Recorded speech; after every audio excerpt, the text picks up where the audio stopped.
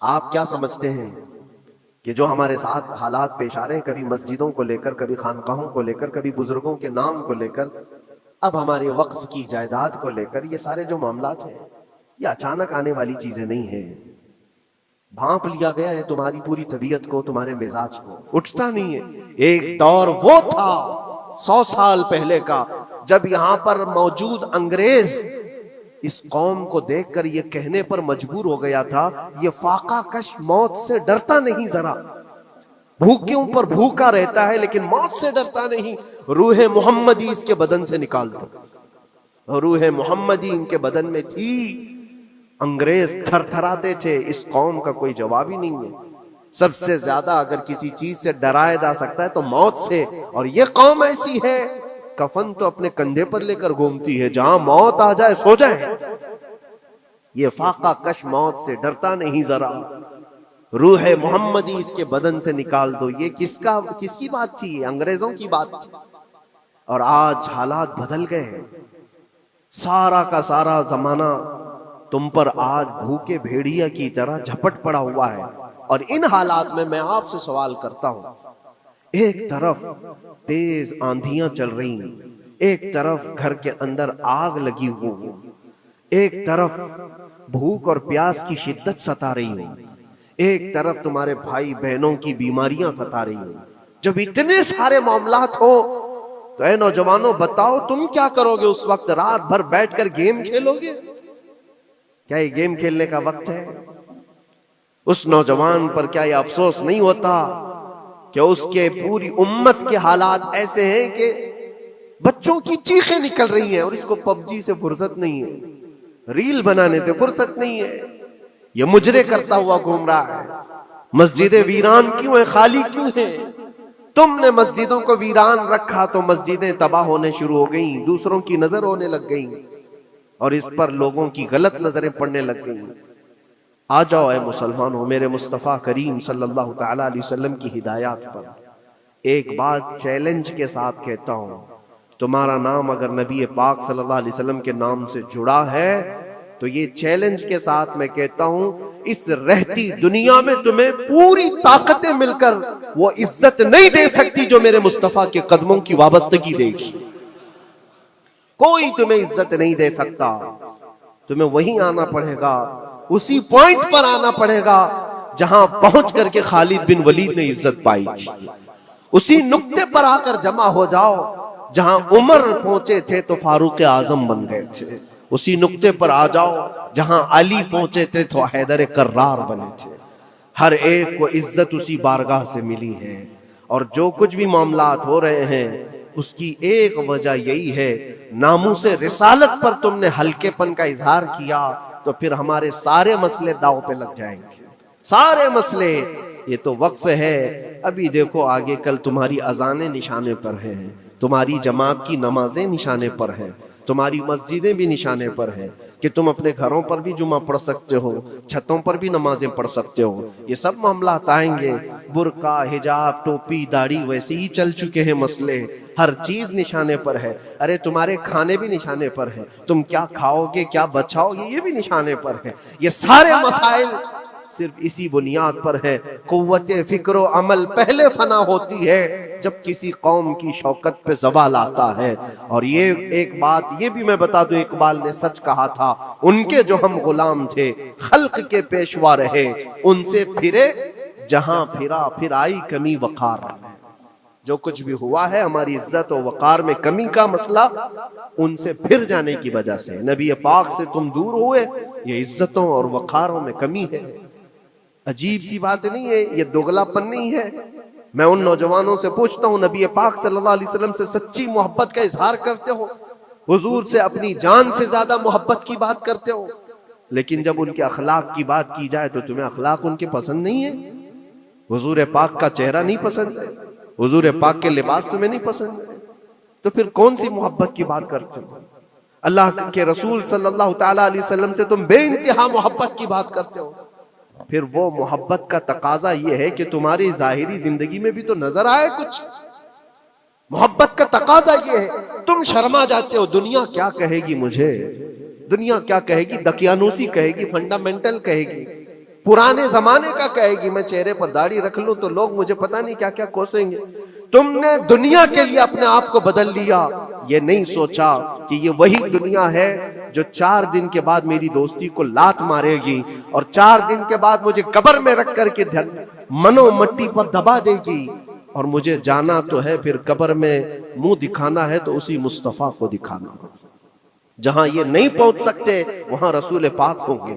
محشر کے میدان میں جہاں کوئی سہارا نہیں ہوگا اس وقت رسول پاک تمہارا ہاتھ پکڑ رہے ہوں گے اور تم نے ان کا خیال نہیں کیا. آ جاؤ اسی نقطے پر, اسی پوائنٹ پر جہاں ہماری کامیابی مضمر ہے. میں صرف اور صرف اپنے بیانوں میں یہی چیز عرض کرنا چاہتا ہوں, صرف اتنا چاہتا ہوں اے نوجوانوں, جس کے نام سے تم آباد ہو اس نام کے ساتھ صحیح معنوں میں جڑ جاؤ, کیونکہ قرآن کا وعدہ ہے وَلَا تَهِنُوا وَلَا تَحْزَنُوا وَأَنْتُمُ الْأَعْلَوْنَ إِن كُنتُم مُؤْمِنِينَ. گھبراؤ مت, پریشان مت ہو, تم سب سے زیادہ بلند رہو گے. اگر اللہ نے فرمایا ہے تو یہ 100% حق ہے. اللہ نے فرمایا ہے تم سب سے زیادہ بلند رہو گے, لیکن آگے رب فرماتا ہے ان کنتم مؤمنین, اگر تم سچے ایمان والے ہو جاؤ. اور ایمان کس کو کہتے ہیں؟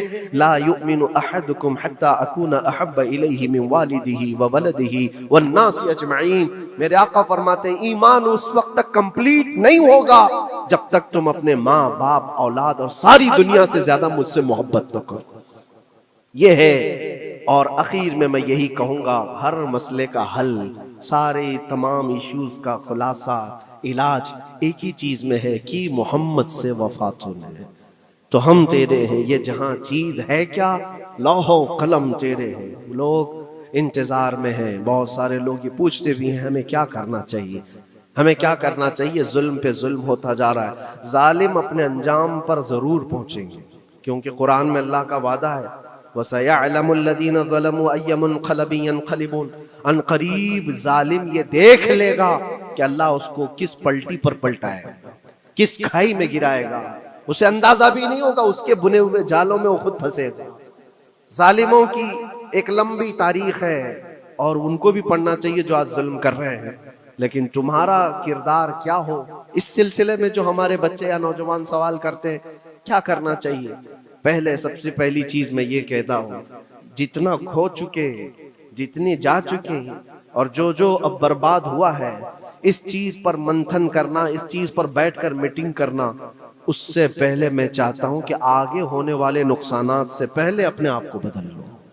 آگے جو بڑے حادثات آنے والے ہیں, آگے جو بڑی آندھیاں آنے والی ہیں, اس سے پہلے اپنے دروازے ٹھیک کر لو, اپنی زندگیاں سدھار لو. جو ہو گیا ابھی یہ نقصان تو بہت بڑا نقصان ہے امت کا. جو کچھ بھی ہوا ہے, مسجدیں, معبدیں, خانقاہیں, مزارات, اولیاء کی ذات, بزرگوں کے نام, قرآن, اسلام, دین, یہ ساری چیزوں پر جو حملے ہوئے, لیکن آگے چل کر کے تمہارے وجود پر سوال ہوگا, تمہاری نسلوں پر سوال ہوگا, تمہارے علم دین پر سوال, تمہاری محراب پر, تمہارے ممبر پر. کل کو دیکھنا یہ آزادی بھی ختم کر لی جائے گی, ممبر سے کوئی کھلے عام بول بھی نہیں سکے گا. یہ آج جو ہم بیان کر رہے ہیں آگے چل کر کے دیکھنا یہ آوازیں بھی بند کر دی جائیں گی کہ کھلے عام کوئی مولوی بول نہ سکے, جو ہم چاہیں وہی بولے. میرے عزیزوں, اس وقت کے ان حادثوں سے بچنے کے لیے میں کہتا ہوں ابھی اپنے آپ کو بدل لو. مسافروں روش کارواں بدل ڈالو, اٹھو وگرنہ حشر نہ ہوگا پھر کبھی, دوڑو کہ زمانہ چال اپنی چل گیا. اللہ کریم ہم سب کی قوت فکر و عمل پھر سے عطا فرمائے. رب تبارک و تعالی ہمیں اتحاد و اتفاق نصیب فرمائے. رب تبارک و تعالی دامن مصطفیٰ میں سارے مسلمانوں کو جمع ہونے کی توفیق عطا فرمائے. گنبد خضرا کی چھاؤں میں مولا ہمیں عزت و وقار عطا فرمائے. رب تبارک و تعالی ظالموں کو جلد ان کے ٹھکانے پر پہنچا دے. اے کریم خدا ارحم الراحمین, مولا ہمارے شعائر اسلام کے ساتھ جو کچھ بھی ہو رہا ہے غیب سے تو مولا مدد کے اسباب پیدا فرما دے. ہمارے درمیان مولا قیادت اور سچی قیادت عطا فرما. اے کریم خدا ارحم الراحمین, خصوصاً تیرے دربار میں التجا ہے مولا, فلسطین کے نہتے مظلوموں کی غیب سے مدد فرما. جبرائیل امین کی تائید انہیں عطا فرما. رحمت کے فرشتوں سے ان کی مدد فرما. مولا پورا شہر راکھ کے ڈھیر پر ہے، اے کریم خدا خوشیاں دیکھے انہیں زمانہ بیت گیا، مولا ان کے گھروں میں خوشیاں عطا فرما۔ اے اللہ ان بلکتی ہوئی ماؤں کو، ان کی جو گودیں اجاڑ دی گئی ہیں، ان کے گھر جو برباد کیے گئے ہیں، ان کے شہیدوں کو قبول فرما، ان کے زخموں کو مولا تو شفا عطا فرما۔ اے کریم خدا خصوصیت کے ساتھ ان کے ہمارے اور تیرے دشمنوں کو ہلاک و برباد فرما دے، ان کی زمین ان کے لیے تنگ فرما دے۔ ربنا وآتنا ما وعدتنا على رسلك ولا تخزنا يوم القيامة انك لا تخلف الميعاد برحمتك يا ارحم الراحمين وآخر دعوانا ان الحمد لله رب العالمين۔ پاک کا ہدیہ پیش کریں۔ اللهم صل على سيدنا محمد معدن الجود والكرم وآلہ واصحابہ الکرام وابنہ الکریم وبارک وسلم صلاة دائمة سرمدا ابدا۔ حالات زمانہ کے اعتبار سے اور ہماری حالتوں کے اعتبار سے ایک بہت ہی عمدہ شعر ہے جو بالکل صادق آتا ہے۔ قوت فکر و عمل پہلے فنا ہوتی ہے، قوت فکر و عمل پہلے فنا ہوتی ہے جب کسی قوم کی شوکت پہ زوال آتا ہے۔